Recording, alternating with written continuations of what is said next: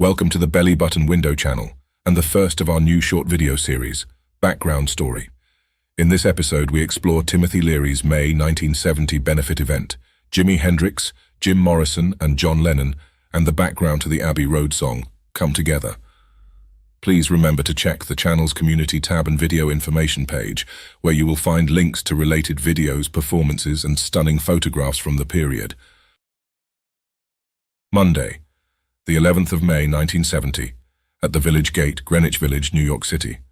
Jimi Hendrix with Billy Cox and Mitch Mitchell perform at a benefit concert in support of the imprisoned counterculture figure, Timothy Leary. Songs performed: Hear My Train A-Comin', Freedom, and Red House. Timothy Leary was one of the most visible figures of the 1960s counterculture. The one-time Harvard professor was an early advocate of the psychedelic experience and consciousness, expanding substances. There have been conflicting reports as to the actual date in May 1970 of the Leary benefit. Earlier sources cite May 4th, however more recent research, including copies of the original invitation which have surfaced at auction, confirm the correct date as May 11th. Now for the backstory. On December 26, 1968, Leary was arrested in Laguna Beach, California, for the possession of 2 marijuana roaches. Leary alleged that they were planted by the arresting officer, but was convicted of the crime nonetheless. On June 1, 1969, Leary joined John Lennon and Yoko Ono at their Montreal bed-in, and Lennon subsequently wrote Leary a campaign song called Come Together. Then later, January 21, 1970, Leary receives a 10-year sentence for his 1968 offense, with a further 10 years added later, while in custody for a prior arrest, for a total of 20 years to be served consecutively.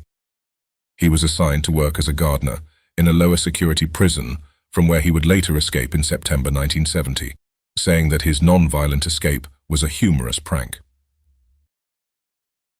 However, in May 1970, an aptly named Holding Together benefit event, held at the Village Gate, was organized while Leary was in prison.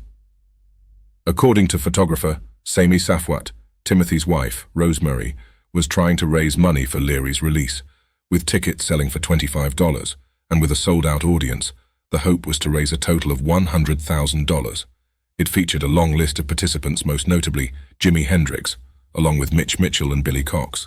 Other acts included Johnny Winter, with Noel Redding as guest on bass, The Grateful Dead, Jim Morrison and Allen Ginsberg, both doing poetry readings, along with various celebrities, music, and counterculture figures in attendance, such as John Lennon and Yoko Ono, Alan Douglas, Alan Watts, Abbie Hoffman and Jerry Rubin, with Wavy Gravy acting as MC and many more.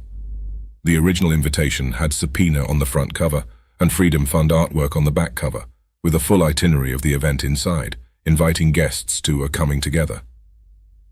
Alan Katzman, in the East Village Other, an underground newspaper, dated the 19th of May 1970, stated, "Everybody was there except Tim Leary. It was the holding benefit for the King of Chemicals, the Prophet of Pharmacy, and the leader of lysergic acid." While we now know that he was in attendance, in the end, Jim Morrison declined to perform. Ray Manzarek explained, "Jim Morrison traveled to New York to recite his poetry at a legal benefit for psychedelic visionary Timothy Leary, who had recently been arrested on a trumped-up drug charge. Held at the Village Gate Theatre in Greenwich Village, it was billed as the Freedom Fund. Holding together brings good fortune."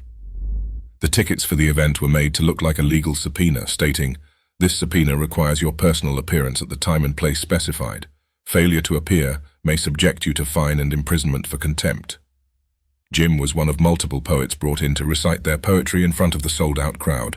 He was scheduled to go on stage following Allen Ginsberg, but after watching Ginsberg, decided he was too nervous to perform. Jim did stay at the benefit, though, to watch Hendrix play his 3-song set. One additional connection worthy of further exploration relates to John Lennon, Timothy Leary, and the origins of the song Come Together. According to the Beatles Books website, Timothy Leary and his wife Rosemary were invited to Montreal, Canada to attend John and Yoko's second and final bed-in for peace. They arrived there to meet with the celebrated couple on the 6th day of their bed-in, June 1, 1969. And right there, in room 1742 of the Queen Elizabeth Hotel, the Leary couple were coaxed into joining in on the chorus of the recording of Give Peace a Chance. this being released shortly thereafter as the first single by the Plastic Ono Band. In the celebratory spirit of that event, John included their names, Timmy Leary and Rosemary, in the final verse which names those present on that day.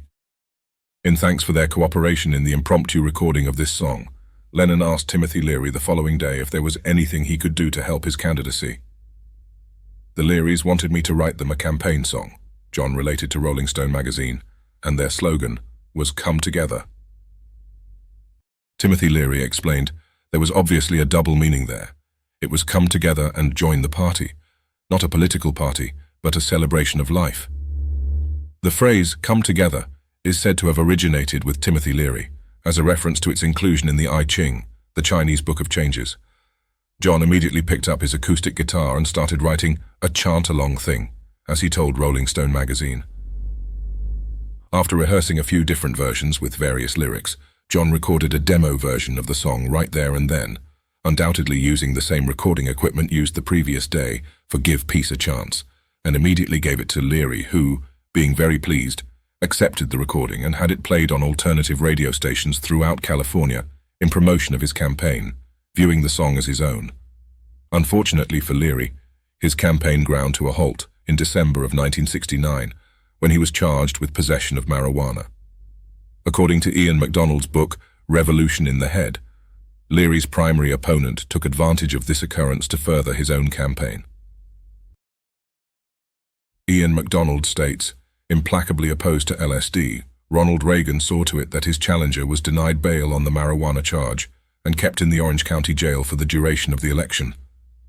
In the meantime, John recognized the song's potential and brought it into the studio a mere 7 weeks later as a contribution to Abbey Road, his band's final album. That concludes this episode. Don't forget to subscribe for future content updates. Until next time.